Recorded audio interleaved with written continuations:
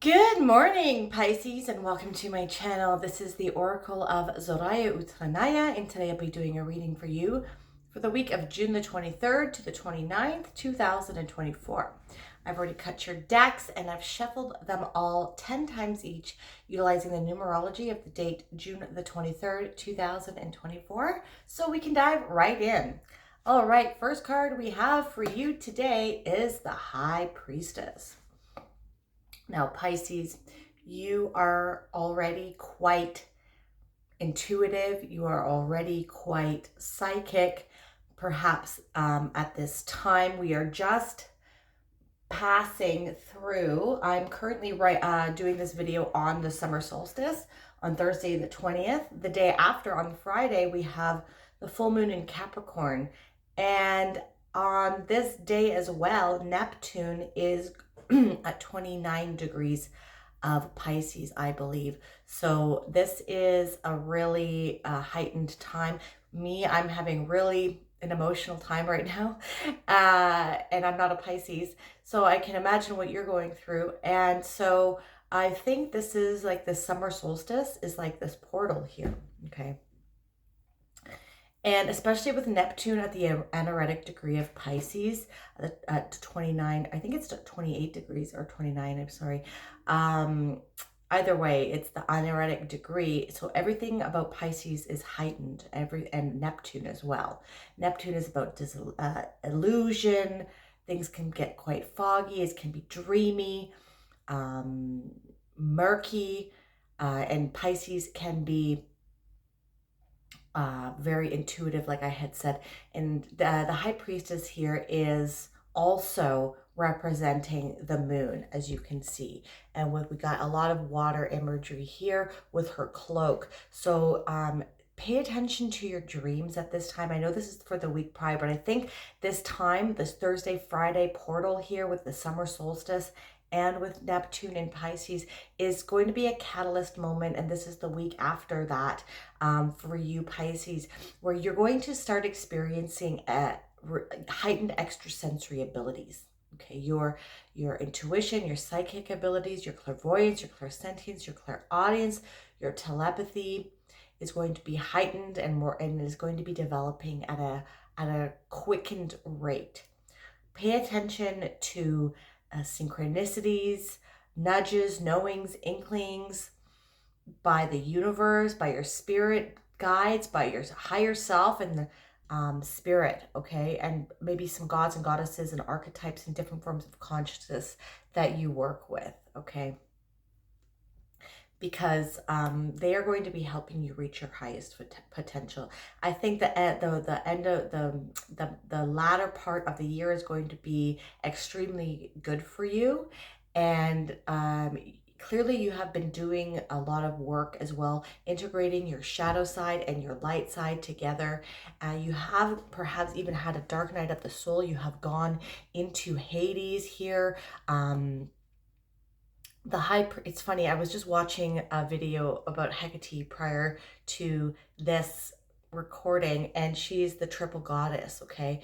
And so this can be Hecate here because we have Persephone's pomegranate here. Persephone is the daughter of Demeter in the Greek pantheon, and Hecate actually noticed that Hades kidnapped Demeter's daughter Persephone and brought him to the underworld. She became the queen of the underworld when she ate these pomegranates, and Hecate helped Demeter find Persephone, okay?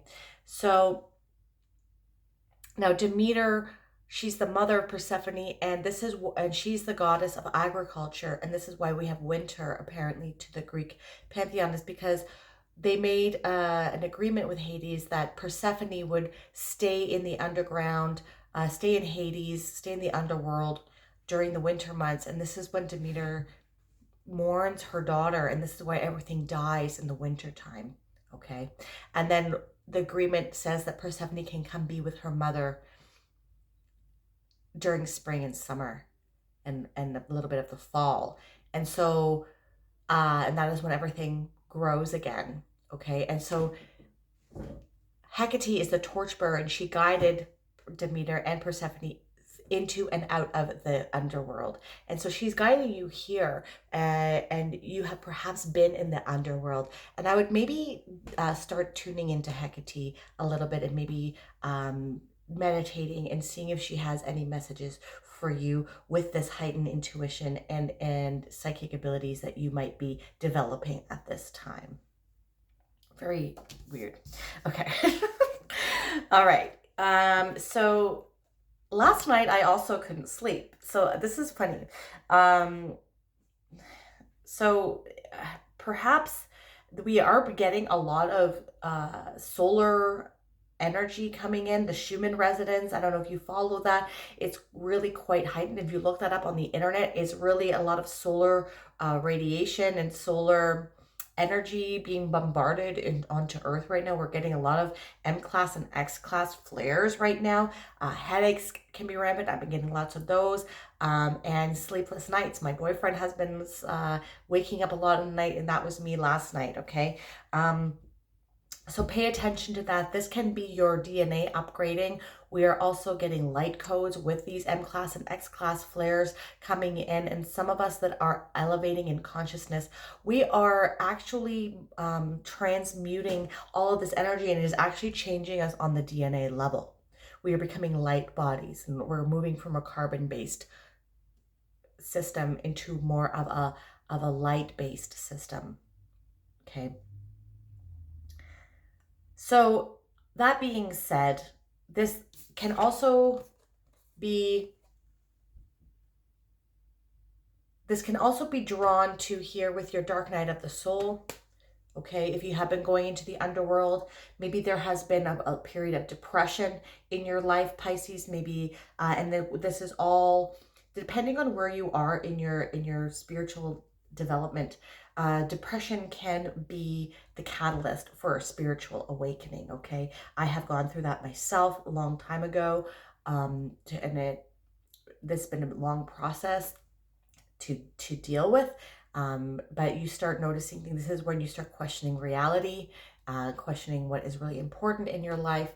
Okay, so perhaps this has been, for some of you, perhaps you've just been having some sleepless nights, or there has been some worrying about you. Maybe you've been approaching your darker self, your shadow side, and you've been facing some of the aspects of yourself that are not quite comfortable to look at. This is all part of the spiritual development as well. This is all part of having your dark night of the soul. Okay, and this is the dark night of the soul here, could be as well. And I feel that Hecate here and or your spirit guides or your higher self are here to help you. You're being encouraged to do some meditations, breathe in the air, breathe in the light, and visualize it going to all the different crevices of your body. And as you reach in, you take that last sip of air and you breathe out all of the staleness, all of the everything that doesn't serve you anymore. You're imagining all of the crevices of your body being cleansed by this air that you are breathing. Okay, and you're being asked to call upon Hecate. You're being asked to call upon your higher self and any other gods, goddesses, archetypes, entities, or different forms of consciousness that you might be working with. Okay, or spirit, or even God, whatever it is that you are connected with.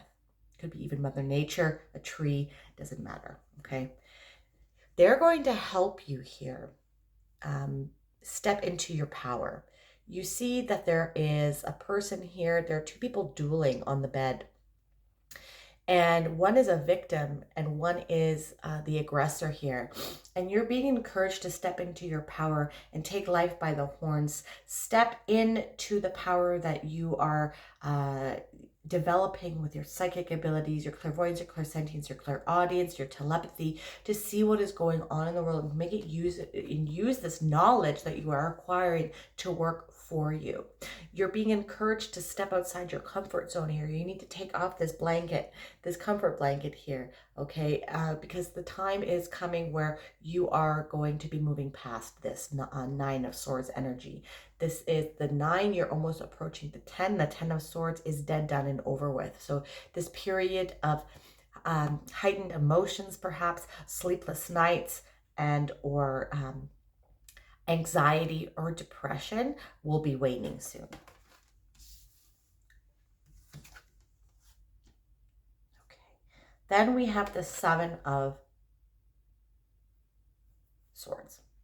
So the Seven of Swords is a golden card. So we start here with two cards that have blue and black imagery, okay? So we're moving from blue and black, watery, emotional, even though this is swords, but it's black, so this is dark, quite heavy, to a golden card. Okay, golden cards are quite positive in the tarot. Now, there is an interpretation of this card that can signify theft of ideas, because this is a sword card, or theft of ideas, or someone taking ownership of things that you have done. But that's not really what I'm getting here. What I'm getting is the more positive aspect of this card, where it's a card about being strategic with your mental capacities. And I think that is what actually I just told you about, using your telepathy, your clairvoyance, your clairsentience, your clairaudience to your advantage, right? You are not being the victim of your circumstances, of your environment. You are trying to tap into your mental capacities and your extrasensory capabilities in order for you to be strategic in some sort of endeavor that you are pursuing here. And I don't know what that is yet. I will be getting some extra cards. But you see here, and explain this to you. This guy, he is going to war. He's in an army, and you see this other army here? This is the opposing army he's supposed to be going to a hot war with. Now, instead of going to a hot war maybe the next day or that day, this gentleman is breaking into this encampment, and he is stealing the swords from the opposing army so that he can mitigate going to hot war with this army and losing lives. Okay, so he's being strategic. He's thinking outside of the box, and he's stepping outside of his comfort zone. Okay, trying to find different ways to get the same end met. Okay, and so we'll get more information as to what that more is about, but you're being encouraged to utilize your clairvoyance, your clairsentience, and clairaudience in ways that you normally would not use it. Being strategic with them to your own advantage, okay? And we see here he is also wearing polka dots. Now, polka dots in the tarot can indicate that you need to have a little bit more fun. Okay, you need to balance out. Not everything in life is as serious as you think it is, and it's going to help you move past this energy, this heavy, depressive, anxiety-ridden, sleepless nights energy here. So try to find, maybe make a list of some things that you might like doing. Go for a walk. You take baby steps. You're not, you're not expected to go dancing if you don't feel like it, but go for a walk, watch a funny movie, do some painting, do something that you enjoy, and start doing these things, little baby steps at a time, so that you can start moving forward and start tapping into these extrasensory abilities of yours in order for you to be strategic to use them for some sort of goal or something. Let's see what that is all about. Okay. Yeah. So with the High Priestess, we have the Devil. Now, the Devil is not a bad card at all. Okay, it's about stepping into your independence and being mindful. Okay, so first I'm going to say that when we have the High Priestess here, and I was talking about the moon and the full moon in Capricorn, okay, and how that's a portal for you, with Neptune being in Pisces at the last energetic degree. The Devil is a card that represents Capricorn. So that is very interesting to see that they're coming together. So this full moon here, this full moon in Capricorn, is a very powerful catalyst moment for you. I'm filming this. I'm going to be putting it out on the Tuesday, the 20th of June. So the full moon's on the 21st. So if you watch this, maybe do a ritual on what you want to. So full moons are mostly about purging energies and purging things in life to make room for other things to come in. You're letting go of things that do not serve you anymore because the moon is at its fullest. Okay, so it's at the culmination point. So where it's time to purge something. So what is it that you want to get rid of? What is it that you want to move past? Okay, and in order to make room for things to come in for you that you want to manifest. Okay, maybe call upon Hecate here during this ritual. Now, something that is coming up, because we do have this with the 9 of Swords, is that the devil, because it can be all about addictions and toxic things in your life. So perhaps this is something that you should focus on during this full moon ritual of alleviating yourself. And, when I talk about having fun here with the polka dots, make sure that you're not trying to put a band-aid on a broken leg by drinking or by doing drugs. Not to say that you shouldn't do them for fun if that's what you like to do, okay, but you shouldn't be using them to help you feel better from certain things. You should be doing them when you're happy. You shouldn't be doing them when you're sad to help you feel better, because in the end, you're still going to be in the same position tomorrow after you wake up with a hangover or whatever, right? You don't want to be like having sex just to make you feel better. Anything toxic like that, you're being asked to purge right now during this time. Purging yourself also of any toxic people. That could be in your family, your loved ones, friend groups. You're being asked to look at the long, play like 5D chess and see like what effects people have on you, and other hobbies or traits or things that you do. Okay, do they serve your highest good, or do they not serve your highest good? And if they don't, start working on purging them and incorporate that in your full moon ritual. Write everything out that you want to let go of that is not serving you, and burn it. You can burn it in one of these things, okay? Or like something that is fire safe, and then put it out in the water. Like maybe, yeah, I would say go to like a stream or something, or flush down the toilet. But I'm getting like put it in the water here. So, okay, that's a very interesting reading. So that way you're sending it out into the world, okay? So you're burning it with the fire, and you're letting it in the water. So yeah, when we start doing this, okay, then you're going to start getting some clarity here. Clarity will start coming in. And I'm even getting, because the King of Swords is an expert, okay? So he's an expert in a field that can help you out. And perhaps you might be, depending on where you're at in this process here, but if you are depressed, maybe seeking out a counselor, maybe seeking out a therapist. You might need medication. I used to be on a medication for depression. It may, I would say, this is not medical advice, but I would say if you're at that point where you can't even get out of bed, medication might be good for you. But in the short term, while you're taking it and when it's starting to help you, you need to find different strategy. You need to learn strategies like cognitive behavioral therapy, dialectical behavior therapy, and other strategies that can help you cope with your emotions when you have them, so that you can eventually get off of your medication. Because if you're on them for too long, but this is not going to say for schizophrenia or bipolar disorder like that, because people with those disorders really need their medication. But if this is about depression and anxiety, you need to learn your coping strategies while you're on the medication if you need them, and then start to wean yourself off of them with medical help, because they can make you worse down the road, and you don't need to take them forever. Okay, so I would learn this from myself. So or you can get a spiritual advisor or do some yoga or Reiki or something like that.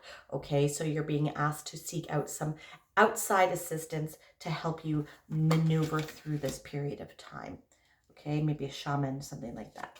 And with the 7 of Swords, we have the 7 of Coins. So another 7. So the 7 of Pentacles, or the 7 of Coins, indicates looking to what is serving you and what is not serving you. What you're putting your energy into worth it? Are you getting the appropriate yield out of what you're putting your energy in? So like, is the juice worth the squeeze?